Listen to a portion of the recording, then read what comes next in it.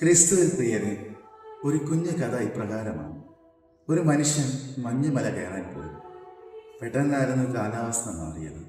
കാലിൽ നിന്ന് താഴേക്ക് വീണു. താഴേക്കുള്ള വീഴ്ചയിൽ ആ മനുഷ്യന് പിടിക്കുവാനും ഇടം കിട്ടി. അവിടെ പിടിച്ചു കിടന്നുകൊണ്ട് ആ മനുഷ്യൻ ഇപ്രകാരം പ്രാർത്ഥിച്ചു: എൻ്റെ കർത്താവായ ദൈവമേ, എന്നെ സഹായിക്കാൻ വേഗം വരേണമേ. ദൈവം ആ മനുഷ്യൻ്റെ പ്രാർത്ഥന കേട്ടു ആ മകനോട് പറഞ്ഞ് പിടിവിടും. പക്ഷേ അവൻ ഇപ്രകാരം മറുപടി പറഞ്ഞു: പിടിവിട്ടാൽ ഞാൻ വീണ് മരിച്ചു പോകില്ലേ.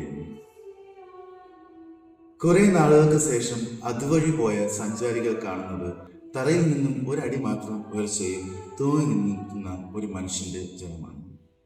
കഥ എവിടെ നിൽക്കട്ടെ. പരിശുദ്ധ കന്യക മറിയം ജീവിതത്തിലുടനീളം ദൈവഹിതം അറിയുകയും ദൈവവചനം ശ്രവിക്കുകയും ദൈവവചനം വിശ്വസിക്കുകയും ചെയ്ത വ്യക്തിയാണ്.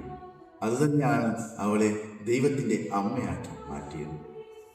നമ്മുടെ ഓരോരുത്തരുടെയും ജീവിതത്തിലുണ്ടാകുന്ന ചെറിയ ചെറിയ ഞെരുക്കങ്ങളിലും ബുദ്ധിമുട്ടുകളിലും കഷ്ടപ്പാടുകളിലും നമ്മെ തന്നെ പൂർണ്ണമായി ദൈവത്തിന് വിട്ടുകൊടുക്കുവാനും നമ്മെ പൂർണ്ണമായി ദൈവത്തിൽ ആശ്രയിക്കാൻ വേണ്ട മാതൃകയാണ് പരിശുദ്ധ അമ്മ.